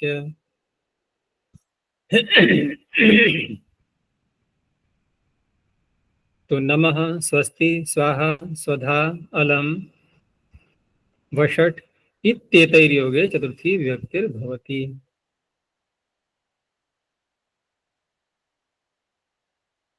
तो नमो देवेभ्यः, नमस् शब्द है ये, स्वस्ति प्रजाभ्यः, स्वाहा अग्नये, स्वधा पितृभ्य, पितृ में होगी चतुर्थी, अलम मल्लो मल्लाय। अब अलम शब्द है, इसके पर्यायवाची भी ले लिए जाएंगे। तो अलम इति पर्याप्त्यर्थ ग्रहणम, पर्याप्ति अर्थ वाला अलम शब्द है ये। तो पर्याप्ति को बताने वाले जो अन्य शब्द हैं उनको भी ले सकते हैं।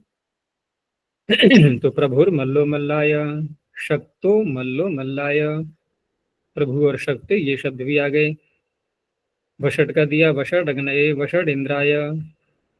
अब इसमें सूत्र में च लगाया गया है, तो च से प्राय करके कहानी ने कुछ बातों का समावेश किया जाता है, लेकिन यहाँ इनका कहना है कि अन्य बातों का समावेश ऐसे नहीं करना है बाहर से आपको, अपितु इन्हीं शब्दों को दोबारा फिर पकड़ना है हमें। अभी जो शब्द कहे गए नमः स्वस्ति स्वाहा आदि, इन्हीं शब्दों में च को दोबारा लगाना है, इनकी और कह करके हमें इन्हीं शब्दों को फिर बोलना है।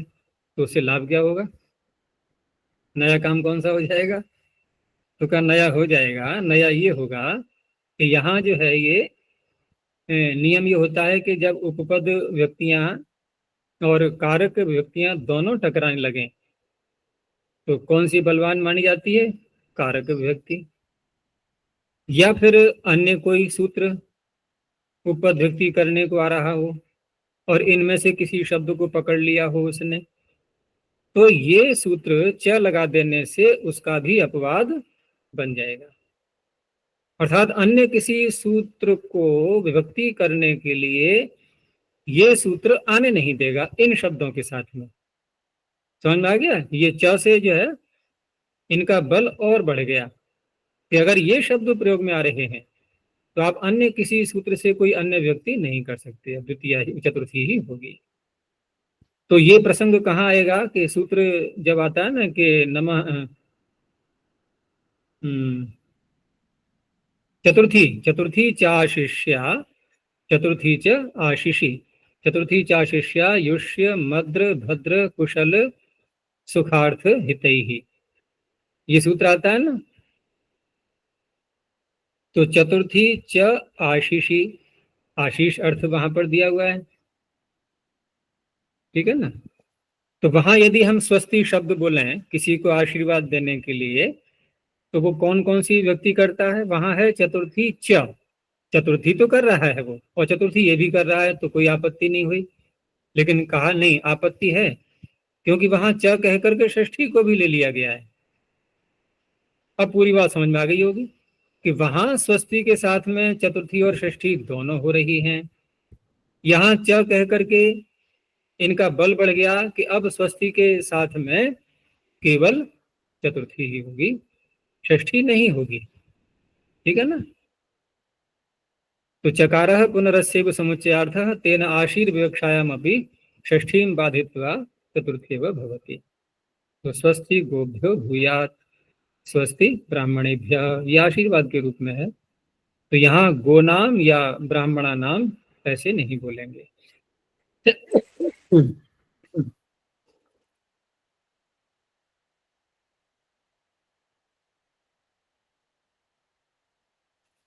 आगे देखो, मन्य कर्मण्य नादरे विभाषा प्राणेषु, मन्य पहले ही इसमें श्यन कर दिया गया है, तो उसी का यहाँ पर ग्रहण करेंगे। तो मन्यते ही कर्म, मन्य कर्म, मन धातु का जो कर्म होगा उसमें। मन्य कर्मणि प्राणी वर्जिते, वो कर्म जो होगा वो प्राणीवाचक शब्द न हो। प्राणी वर्जिते विभाषा चतुर्थी विभक्तिर भवति अनादरे गम्यमाने, पूरे वाक्य से किसी का अनादर द्योतित हो रहा हो। अनादर तिरस्कार, दृंग आदरे है ना, तो आदर अर्थ में आती है वो, लेकिन नए समास कर दिया तो अनादर हो गया। तो न त्वा तृणम मन्ये, मैं तुझको तिनके के समान भी नहीं मानता। समानता से तात्पर्य यहाँ पर तिनका भी नहीं मानता का तात्पर्य तिनके के समान भी नहीं मानता। तो इस तरह से यहाँ मन धातु का प्रयोग हो रहा है दिवादिगणीय, और तृण जो यहाँ पर कर्म है, मन धातु का जो कर्म, उसमें ये विकल्प से करेगा चतुर्थी। तो सामान्य रूप से तो द्वितीया ही प्राप्त होगी यहाँ पर, कर्मणि द्वितीया से, चतुर्थी का विधान इसने कर दिया है। तो तृणाय, और दूसरा प्राणीवाचक है नहीं ये तृण शब्द। नत्वा भूसम मन्ये, नत्वा भूसाय मन्ये, भूस होता है ना जैसे जो पशु खाते हैं भूसा इत्यादि, तो वही तात्पर्य है कि सामान्य वस्तु तिनका, बुस के समान भी नहीं मानता। किसी का अनादर करने के लिए, उसकी शक्ति की ह्रासता को दिखाने के लिए मन्यति ग्रहणम के, तो नत्वा तृणम चिंतयामी, अर्थ वही है, अनादर भी हो रहा है लेकिन धातु बदल गई है। फिर कहा कि विकार निर्देश किम अर्थ, केवल मन धातु बोलो ना आप, उसमें श्यन क्यों लगा दिया? तो कहा कि जो अन्य गण की धातु आती है, तो किस गण की है? और अतिरिक्त मन ज्ञाने, ये तो होगी दिवादी गण की, और एक है मनु अवबोधने, ये तनादि गण की है। तो वहां ऊ प्रत्यय होता है तनादि कनेभ्यः उ। तो उसी का यहाँ दिया है कि नत्वा तृणम मनवे, वाक्य तो वैसा ही है, अनादर यहाँ भी ज्योतित हो रहा है, लेकिन ये तनादि गण की धातु है मनवे, इसलिए यहाँ चतुर्थी नहीं होगी। अनादर इति किम, अब अनादर नहीं है, जो वस्तु जैसी है उसी को वैसा बोला जा रहा है, अर्थात वस्तु स्थिति का निर्देश है यहाँ कि अश्मानम दृषदम मन्ये, मैं अश्मन को क्या मानता हूँ? पत्थर मानता हूँ, तो पत्थर तो है ही वो। मन्ये काष्ठम उलूखलम, भाई उलूखल तो काष्ठ का ही बनता है, तो उसको काष्ठ मान रहा है, तो ठीक है ना, यथार्थता को स्वीकार कर रहा है वो, किसी का अनादर तो है नहीं यहाँ पर। अंधायास्तम सुतम मन्ये यस्य माता न पश्यति, तो कौन सी नई बात हो गई भाई? जिसकी माता नहीं देख पा रही है उसी का पुत्र तो कहा जाएगा कि अंधा का पुत्र है ये, तो ठीक है, बस वास्तविकता का कथन हो रहा है, किसी का अनादर नहीं है। और वैसे अप्राणी वाचक तो सभी हैं, जैसे दृषद, काष्ठ। अब ये सुतम में बात आ सकती है कि अंधाया स्तम सुतम मन्ये, ये सुत तो प्राणीवाचक है, तो आगे कुछ बातें आएंगी, बताएंगे कि प्राणियों को भी ले लेते हैं, क्योंकि यहाँ प्रश्न उठेगा ना कि सुत का उदाहरण कैसे यहाँ ले सकते हैं हम, तो प्राणीवाचक हो गया। तो अप्राणीषु इति किम, पहले तो उसी का दिया प्रधान, तो नत्वा श्रीकालम मन्ये, अनादर तो है ये कि मैं तुझे गीदड़ भी नहीं मानता, यानी औरों की तो बात छोड़ो, शेर की तो बात छोड़ो, मैं तो गीदड़ जैसा भी नहीं समझता तुझे। तो यहाँ अनादर तो हो रहा है लेकिन प्राणीवाचक शब्द को कह करके हो रहा है, तो श्रृगालाय ऐसा नहीं बनेगा। अब वार्तिककार कह रहा है कि इसको थोड़ा बदलना पड़ेगा, क्योंकि प्राणियों में भी कहीं कहीं हो जाता है। यदेतद अप्राणिषु इति, ये जो आपने कहा है ना सूत्र में कि अप्राणिषु, आपको क्या कहना चाहिए? तद अनावादिषु इति वक्तव्य। आप सूत्र बनाइए, मन्य कर्मण्य नादरे विभाषा अनावादिषु, ऐसे करके। यानी कि नौ आदि जो कुछ शब्द हैं उनमें चतुर्थी नहीं होगी और में हो जाएगी। और विकल्प कर ही रहा है सूत्र, तो इसको मानेंगे हम फिर व्यवस्थित विभाषा, क्योंकि ये भी जो वार्तिककार ने एक प्रस्तावना रखी है कि अनावादिशु कहा जाए, तो यहाँ भी पूरा पूरा नहीं घटाना है हमें इसको, यहाँ भी कहीं कहीं पर नित्य होगा, कहीं विकल्प होगा, ऐसे करके। तो ये सारी बातें आती हैं फिर व्यवस्थित विभाषा मान करके, तो वो भी स्वीकार कर लेनी चाहिए। अब उदाहरण में देखो कि नत्वा नावम मन्ये यावद उत्तीर्णम न नाव्यम, क्या तात्पर्य है?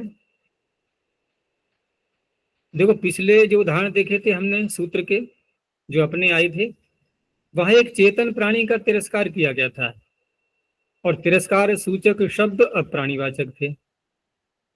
यहाँ क्या है कि अप्राणीवाचक वस्तु का भी तिरस्कार होता है ना, जड़ पदार्थों में भी हम चेतन के समान व्यवहार कर लेते हैं।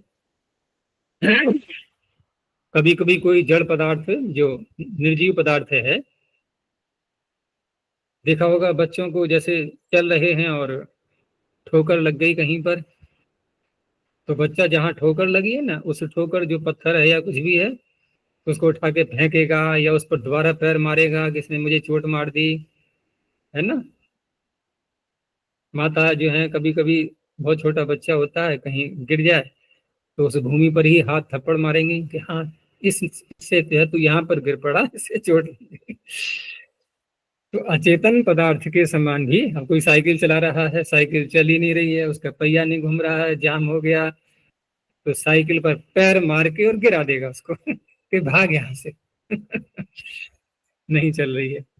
उठा के फेंक देते हैं निर्जीव वस्तु को भी, है ना, जब काम में नहीं आ रही होती है ढंग से, जिस काम के लिए प्रयोग करना है उसमें सफलता नहीं मिल पा रही है, तो उसको तोड़ देते हैं कभी कभी, है ना, फेंक देते हैं उठा के। तो ऐसे यहाँ पर है कि नौका है यहाँ पर, और नौका को कहा गया कि भाई नौका कब सार्थक होती है, बताओ, जब वो तैरा दे हमें तभी तो सार्थक मानी जाएगी। तो यही वाक्य यहाँ पर है कि नत्वा नाव मन्य, मैं तुझे नाव नहीं मानता, कब तक, जब तक यावद उत्तीर्णम न नाव्यम। यहाँ जो आगे नाव्यम शब्द है ना, ये जल का वाचक है, नाव्यम। तो नाव्यम से तात्पर्य है नावा तारियम उदकम नाव्यम, नौका के द्वारा तैरने योग्य जल, उदक। तो यावद उत्तीर्णम न नाव्यम, जब तक जल को पार न कर लिया जाए तेरे द्वारा, तब तक मैं तुझे नाव नहीं मानता। ये तात्पर्य, तो नाव का अपमान है एक प्रकार से, किसी सजीव पदार्थ का नहीं। तो यहाँ अनावादिशु कह करके ये बताया वार्तिककार ने कि अगर आपके सूत्र को हम ज्यों का त्यों रखें, तो ये यहाँ देखा जाए तो ये जो त्वा शब्द है ना, त्वा जैसे पीछे आया था कि न त्वा तृणम मन्ये, तो त्वा किसको कह रहा था, किसी चेतन प्राणी को, तिनके को त्वा नहीं कह रहा था वो, कि मैं तुझे भूसा नहीं मानता, और भूसे कोई कहे कि मैं तुझे भूसा नहीं मानता, ऐसे कैसे कह देगा। लेकिन यहाँ जो त्वा शब्द है ये चेतन के लिए नहीं है, ये नौका के लिए ही है त्वा, कि हे नौका मैं तुझे नौका नहीं मानता, कब तक, जब तक कि तू जल को पार न कर ले, तब मान जाऊंगा हाँ कि तू वास्तव में नौका है।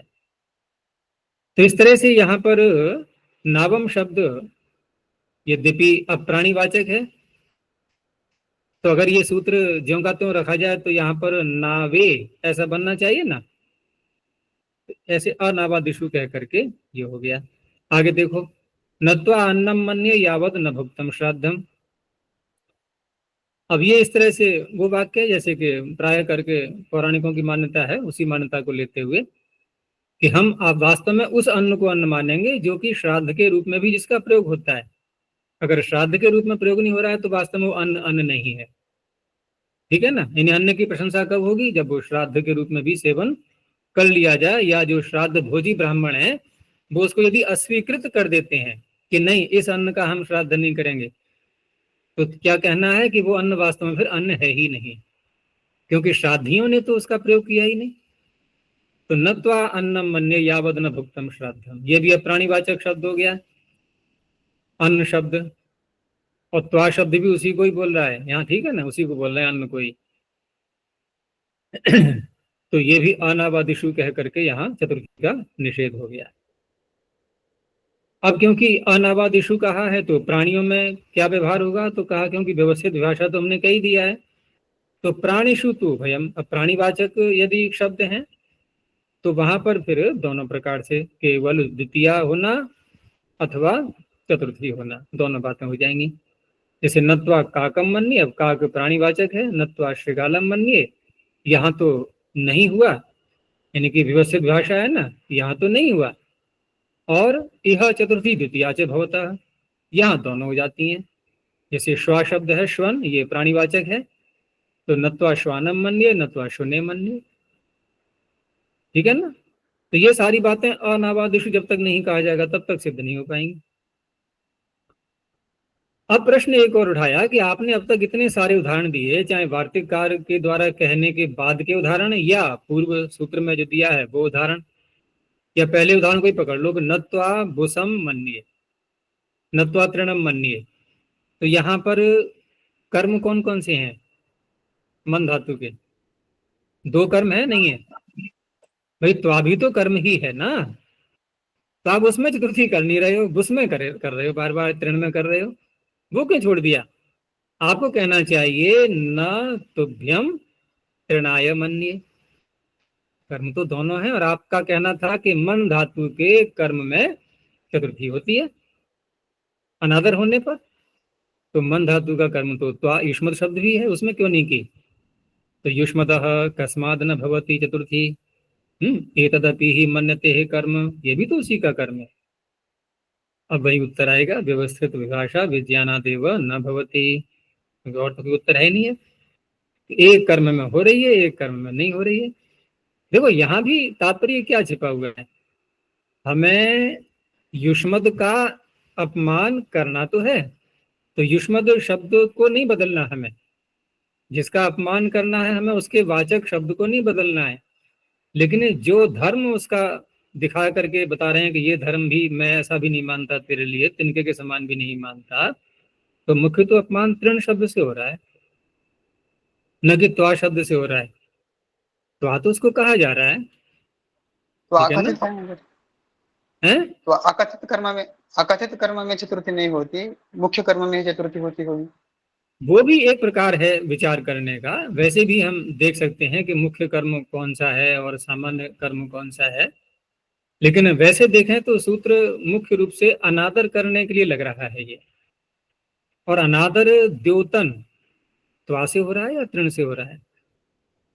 वो तृण से हो रहा है, तो तृण में हो जाती है, लेकिन ऐसा न कह करके उन्होंने व्यवस्थित भाषा का सहारा ले लिया है। कोई बात नहीं, हमें समझना है कि हाँ त्वा में नहीं होगी और तृण में हो जाएगी, यानी कि युष्मद में नहीं होती। चलो आगे देखो। कर्तरीकरण तृतीया, बहुत मुख्य सूत्र है ये। तो कर्तरीकरणे च कारके तृतीया व्यक्तिर भवति, अनभिहित साथ में जोड़ते जाना, जहां जहां भी ऐसे सूत्र आते हैं कारकों में विभक्ति करने वाले, वहां वहां तो अनभिहित जुड़ना ही है। तो देवदत्ते न कृतम, निष्ठा प्रत्यय आया लेकिन उसने कर्ता को नहीं कहा, ठीक है ना, इसलिए कर्ता रह गया अनभिहित। यज दत्ते न भुक्तम, करण का दे दिया, दातृण लुनाति, अब लुनाति में जो तिंग आया है वो उसने कर्ता को कहा है, करण को कहा ही नहीं। परशुना छिनत्ति, अब आगे वार्तिक आ गया, ये एक उपद व्यक्ति बन जाएगी। तृतीय विधाने प्रकृत्यादिभ्य उपसंख्यानम, तो प्रकृत्या अधिरूप, ठीक है ना, वो जो अपनी प्रकृति से ही सुंदर है। प्रकृत्या दर्शनीय, प्रायण याज्ञिक। अब प्रायण, ये इसको संभाल लेना कहीं कहीं, क्योंकि महाभाष्य की दृष्टि से देखें तो वहां जो दिए हैं शब्द ये इन्होंने, उसमें याज्ञिकाः वैयाकरणाः ऐसे मिलते हैं। तो या तो हम उस रूप में लें बहुवचन में, तो बहुवचन में लेंगे तो ज्यादा अर्थ संगत हो जाता है, क्योंकि प्राय शब्द यहाँ, इसको कैसे घटाएंगे हम? यदि हम एक वचन ही माने तो ऐसे घट सकता है ये कि ये प्रायः याज्ञिक है, अर्थात यज्ञ तो अधिक कराता है, प्राय शब्द अधिक में लगता है, ध्यान रखना, अधिक के अर्थ में प्राय लगता है। तो अधिकतर यज्ञ कराता है, इसका अर्थापत्ति से क्या तात्पर्य निकलेगा कि कुछ और काम भी करता है, लेकिन याज्ञ के शब्द से प्रसिद्ध है, तो जिस शब्द से प्रसिद्धि प्राप्त हुई है वो कार्य ये करता तो है, अधिक मात्रा में करता है, इसलिए वो शब्द सार्थक है। और यदि हम ऐसे बहुवचन के रूप में लेते हैं तो ये घटेगा कि यहाँ इस स्थान पर कहीं की बात की जा रही है, संति क्रिया और जोड़ देंगे कि अत्र प्रायेण याज्ञिकाः सन्ति, यहाँ प्रायः करके याज्ञिक लोग अधिक रहते हैं, ठीक है ना, ऐसे घटा सकते हैं। तो महाभाष्य में ऐसे ही दिया हुआ है, प्रायेण वैयाकरणाः, वहां भी बहुवचन का दिया हुआ है। तो एक वचन में घटाएंगे तो मेरा वही तात्पर्य है, वैसे ही घटाना पड़ेगा जैसे प्रायेण वैयाकरणः। अब ये प्राय रूप से वैयाकरण तो है नहीं, व्याकरण तो इसने मुख्य रूप से पढ़ा ही है, लेकिन अन्य विषय भी पढ़े हुए हैं, वो कम मात्रा में है, ऐसे घटा सकते हैं। गार्ग्योस्मि गोत्रेण, अब यहाँ थोड़ा समस्या आएगी कि गार्ग को एक वचन मानो जैसा पढ़ा गया है, तो क्या होगा? गोत्र से गार्ग्य हूं, वैसे यहाँ तो घट जाएगा, यहाँ कोई आपत्ति नहीं है, क्योंकि गोत्र की बात बताई जा रही है कि भाई आपका गोत्र क्या है, तो गोत्र मेरा गार्ग्य है। ये गार्ग्य शब्द बाद में आएगा, प्रश्न के उत्तर में गार्ग्य बोला जाएगा, पहले नहीं। पहले तो किसी का नाम अपना बताया उसने कि मैं ऐसा हूं वैसा हूं, अब उससे प्रश्न किया कि आपका गोत्र क्या है, कि गोत्रेण अहम गार्ग्योस्मि, इस तरह से। तो ये सब तृतीया प्राप्त नहीं हो रही थी ऐसे शब्दों में, तो ये वार्तिक के द्वारा प्रकृति आदि गण बन गया अभी। ऐसे ही समेन धावती, सम मार्ग से दौड़ रहा है, या विषमेण धावती, द्विद्रोणेन धान्यम क्रीणाति, धान्य से किसी वस्तु खरीद रहा है, लेकिन मात्रा में कितने हैं वो? 2 द्रोण। पंचकेन पशून क्रीणाति, 5 वस्तुओं के समूह से पशुओं को खरीद रहा है। सहस्रेण अश्वान क्रीणाति, सहस्र वस्तुओं का पूरा समूह दे करके अश्वों को ले रहा है। इस तरह से सहयुक्त अप्रधान्य, जब किसी वाक्य में सह का प्रयोग करेंगे तो क्रिया भी आएगी एक साथ में, या छिपी रहेगी। तो क्रिया का कर्ता मुख्य वो एक होगा, ठीक है ना, और जो साथ में दूसरा है वो कि साथ निभा रहा था उसका, वो अप्रधान बन जाता है। उसी के लिए यहाँ कहा गया है अप्रधान।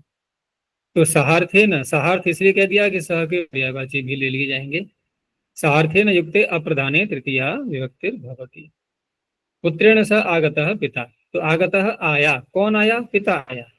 मुख्य आगमन क्रिया पिता के द्वारा हुई, लेकिन साथ में पुत्र भी है उसके, तो पुत्र हो गया प्रधान, उसमें तृतीया हुई। पुत्रेण सह गोमान, अब गोमान यहाँ पर गायों से युक्त, गायों वाला, उसे गोमान कहा जाएगा। तो गोमान कोई व्यक्ति है, किसी का पिता वो गोमान है, लेकिन पुत्र तो गोमान, पुत्र ने तो गाय इकट्ठी की नहीं, ठीक है ना, लेकिन अब क्योंकि पुत्र उसी का ही है, आगे चल करके तो वही उसका मालिक बनेगा, गायों का गोमान वही कहलाएगा। लेकिन ये जो पुत्र अभी वर्तमान में जब तक उसका पिता है तब तक वही गोमान है, तो पुत्र यहाँ उसके जीवन काल में अप्रधान ही है अभी, इसलिए कहा कि पुत्रेण सह गोमान। तो पितुरत्र क्रियादि संबंध शब्देन उच्यते, जो क्रियाएं प्रयोग की जा रही हैं, यहाँ भी क्रिया छिपी हुई है, पुत्रेण सह गोमान अस्ति। तो क्रिया आदि के साथ जो संबंध है पिता आदि का, ये शब्देन उच्यते, उन शब्दों से कहा जा रहा है। लेकिन पुत्रस्य तु प्रतीयमानः, पुत्र के साथ में जो क्रिया का संबंध है वो प्रतीयमान है, वो मुख्य रूप से नहीं है। क्रिया का संबंध जो है वो पिता के साथ में मुख्य रूप से है। इति तस्य अप्राधान्यम, इसलिए उसकी अप्रधानता है। सहार्थेन योगे, पीछे इन्होंने कहा था सहार्थेन युक्ते, तो वहां तो इन्होंने अपनी ओर से अर्थ शब्द को जोड़ दिया था, वहां तो इनको यही कहना चाहिए था कि सह युक्ते अप्रधान है, क्योंकि अब खोल रहे हैं आगे वो कि सहार्थेन योगे तृतीया विधानात् पर्याय प्रयोगे भी भवति। अब क्योंकि अर्थ इन्होंने स्वीकार कर ही लिया है, तो इसके पर्यायवाची शब्दों भी उनके प्रयोग में भी हो जाएगी, जैसे सार्धम, पुत्रेण सार्धम इति। और थोड़ा बात को आगे बढ़ाया कि विना भी सह शब्देन भवति। अब बिना सह शब्द की होती है, इसको इन्होंने बल भी मिल गया ये बात के कहने का, क्योंकि पाणिनि स्वयं ऐसा प्रयोग कर रहे हैं कि वृद्धो यूना इति निदर्शनात्। अब वहां यूना में तृतीया आ रही है, क्या सह शब्द है वहां कि वृद्धो यूना सह तल लक्षण, ऐसे थोड़ी बोला गया है। तो स्वयं पाणिनि कह रहे हैं कि बिना सह के भी, लेकिन बिना सह के का तात्पर्य ये नहीं है कि सह का अर्थ वहां छिपा हुआ नहीं है, वो तो फिर भी विद्यमान है। अप्रधान इति किम, अब इस वाक्य में देखो, शिष्येण सह उपाध्यायस्य गौः, क्या तात्पर्य हुआ? शिष्येण सह उपाध्यायस्य गौः। वैसे ये जो है ना अप्रधान शब्द, महाभाष्य में तो खंडित कर दिया है इसको कि अप्रधान कहने की आवश्यकता नहीं है। आपने जब सह का प्रयोग किया है तो वो अप्रधानता तो बिना कहे स्वयं ही पता लग जाएगी, झलक जाएगी, उसको कहना कोई आवश्यक नहीं है। तो फिर उनकी दृष्टि में तो ये प्रधान बने वैसे ही नहीं बनेगा। तो यहाँ इन्होंने कहा कि प्रधान ऐतिक्यम कि शिष्येण सह उपाध्याय से गौ, तो शिष्येण में तृतीया हो रही है, ये तो हो ही रही है, यहाँ तो स्वीकार कर ही रहे हैं ये, सह के योग में शिष्य अप्रधान माना गया। लेकिन पूरे वाक्य का अर्थ है क्या? उपाध्याय की जो गौ है वो किसके पास में है, किसके साथ में है? शिष्य के। यानी कि इसका अन्वय करें तो उपाध्याय से गौ शिष्येण सह वर्तते। उपाध्याय की गौ शिष्य के पास में, शिष्य के साथ में है। तो शिष्येण सह गौ अस्ति, जब ऐसे बोला जाएगा तो गौ तो किसी और की है और शिष्य के साथ में है, तो शिष्य तो अप्रधान हो गया, उसमें तृतीया हो गई। लेकिन यहाँ पर उपाध्याय से गौ, ये जो शब्द आ रहा है यहाँ उपाध्याय से में आ रही है षष्ठी। तो इस तरह से जो गौ रूपी द्रव्य है उसका संबंध, उसका संबंध उपाध्याय में विद्यमान षष्ठी के द्वारा कहा जा रहा है। तो इस तरह से यहाँ उसका प्राधान्य हो गया उपाध्याय का। उपाध्याय का प्राधान्य हो गया, नहीं हो गया? हो गया। भाई मुख्य तो मालिक उपाध्याय है ना गौ का। तो वाक्य में ये कहना चाह रहे हैं ये कि यहाँ शिष्येण सह उपाध्याय से गौ में जो अप्रधान शिष्य है वहां तो तृतीया हो जाएगी, लेकिन उपाध्याय में कोई तृतीया करने लगे कि सह के योग में आ रहा है उपाध्याय शब्द और वहां षष्ठी न करके तृतीया करने लगे, तो ऐसा नहीं होगा। क्यों? क्योंकि उपाध्याय की जो षष्ठी है वो उसके स्वामित्व को, उसकी प्रधानता को बता रही है। तो उपाध्याय से ऐसा ही रहेगा। ये तात्पर्य। आगे ये नांग विकार है। यहाँ जो अंग शब्द है तो इसकी व्युत्पत्ति यदि करनी होगी, क्योंकि अंग का अर्थ यहाँ अंग नहीं है, फिर क्या होगा? अंगी। और अंगी करने के लिए क्या करना होता है? यदि शब्द का स्वरूप बदलता नहीं है और मतु प्रत्यय के अर्थ को लेना है उसमें, तो क्या करते हैं, कौन सी विधि अपनाते हैं? हर्ष, अच्छा, अर्ष आदिभ्योच, ठीक है ना। अर्ष आदि गण में मानते हुए अच प्रत्यय कर लो, शब्द का स्वरूप बदलेगा ही नहीं। अगर अकारांत है तो, अकारांत है तो नहीं बदलेगा, वैसे तो बदल जाएगा। अकारांत है तो यस्य पीछे लगाएंगे तब भी वही रहेगा। तो ऐसे ही अंगम अस्य अस्ति इति अंगी, अंगः वो अंग ही है, ठीक है ना, अच प्रत्यय करके। तो इसलिए इस सूत्र का अर्थ प्रारंभ में ही बता दिया इन्होंने, अंग शब्दो अत्र अंग समुदाये शरीरे वर्तते। अब हमें अंग का विकार का अर्थ लेना है शरीर का विकार। तो ये न इति च तद अवयवो हेतुत्वेन निर्दिश्यते। अब सूत्र में जो ये न शब्द आ रहा है ये किसको कहेगा? ये अंग को कहेगा। अगला अंग अंगी को कहेगा और ये न शब्द अंग को कहेगा हेतु के रूप में। यानी शरीर के विकार में हेतु कौन बन रहा है? उस शरीर का कोई अंग, उसमें तृतीया होगी। तो ये न अंगे न विकृते न, विकृत तो कहना ही कहा ही जाएगा जब अंगी विकृत हो रहा है तो ये न अंगे न विकृते न अंगिनो विकारो लक्ष्यते ततस् तृतीया व्यक्तिर्भवति अक्षणा काणः, ठीक है ना। अब ये जो काणत्व धर्म बताया जा रहा है ये किसका बताया जा रहा है? आंख का या शरीर का? अवयवी का, अंगी का। अंगी का, ठीक है ना। अंग विकार अर्थात अंगी का विकार, यानी शरीर के धर्म को बताया जा रहा है कि अक्षणा काणः। ये जो शरीर में काणत्व धर्म आया इसमें कारण बन रही है आंख। आंख के द्वारा विकृत है ये, अब पूरा शरीर ही विकृत हो गया एक प्रकार से। पादेन खंजः, पैर से लंगड़ा हो गया। पाणिना कुंठः, कुंठ शब्द का प्रयोग जब एक हाथ किसी का बिगड़ जाए, विकृत हो जाए और एक ही पूरा रहे सही प्रकार से, तो कुंठ शब्द का प्रयोग होता है। तो अवयव धर्मेण समुदायो व्यपदिश्यते। धर्म तो अवयव का है लेकिन घटाएंगे कहाँ पर? पूरे समुदाय में। अंग विकार इति किम।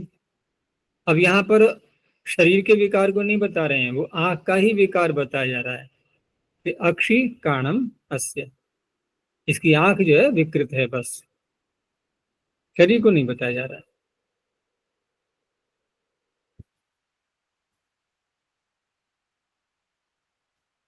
चलो इतना ही रखते हैं, काफी समय हो गया, फिर देखेंगे।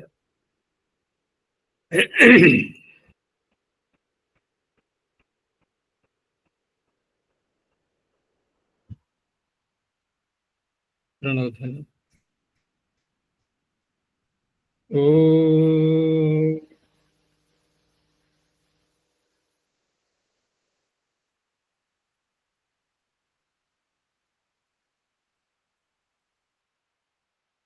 ओ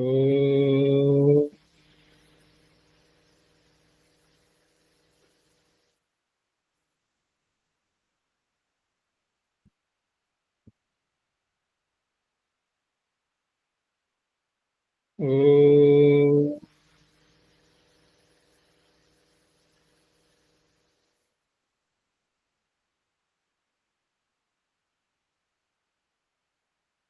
शांति शांति शांति।